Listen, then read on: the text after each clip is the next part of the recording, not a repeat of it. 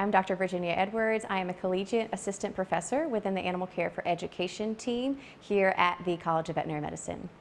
So a spay or neuter is basically when you have a surgical procedure performed on your pet that prevents them from being able to make babies, making puppies or kittens. A spay is reserved for when you're altering a female.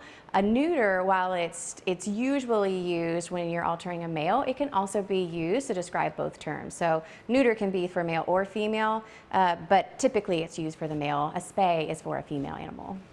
So it really is a conversation that you should have with your veterinarian, because there's a lot of considerations that come into play when deciding on the best time to spay or neuter your pet, such as their breed. You know, for larger dogs, we want them to have full grown bone development before they get spayed or neutered. So we are typically waiting until later to make sure that they reach their mature size, as well as their lifestyle. You know, if you are doing something like agility, or if you are in the show ring and you're doing those things, there's different types of considerations depending on what you want to do with your pet and depending on the specific characteristics of your pet as well. So it's very individual. You know, in shelters, a lot of times they will neuter them very early, and that's because their main goal is population control. They're trying to decrease the amount of loose and unwanted pets that are out in the neighborhoods and on the streets. There's lots of different considerations that we think about when we're deciding on the age for it. So we want to make sure that they're comfortable with coming to the veterinarian, first of all. And so, you know, when you're bringing them in, if you have a puppy that you're bringing in to get spayed or neutered, making sure that it's not their first time to the veterinarian. They've been coming for vaccines and routine visits, and that it's a familiar place for them, sets them up for success when they come in for the day of their surgery.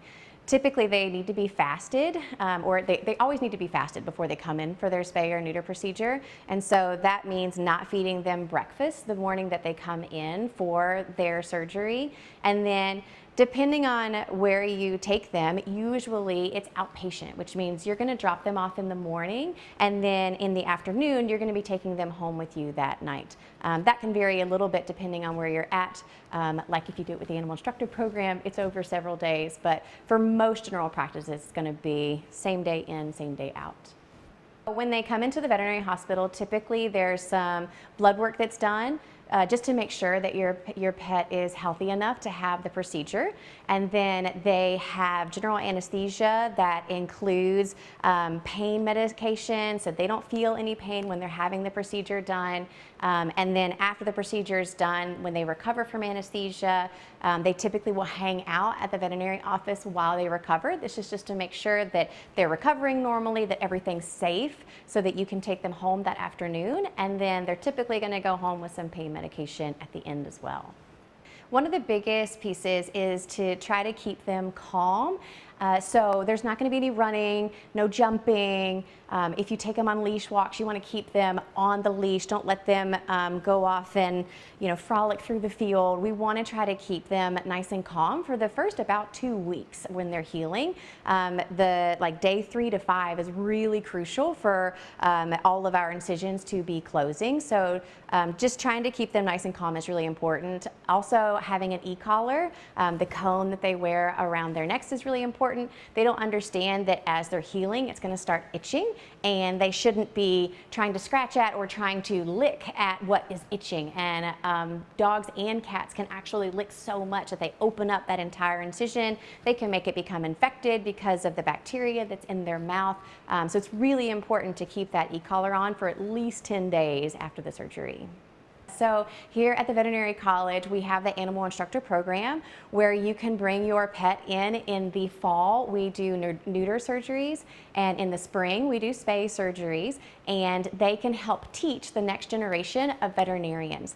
And so for our neuter procedures, you drop them off on one day and then you pick them up the following afternoon. And for our spay procedures, you drop them off on one day and you pick them up 2 days later. So if you drop them off on Wednesday, you'll pick them up on Friday morning. And our students lead this lab where they will do pre-anesthetic blood work, they'll do physical exams, and then we guide them through the anesthesia and the surgery, as well as all the client communication documentation and the medical records that go along with that. And all of it is at no cost to the participants of the program.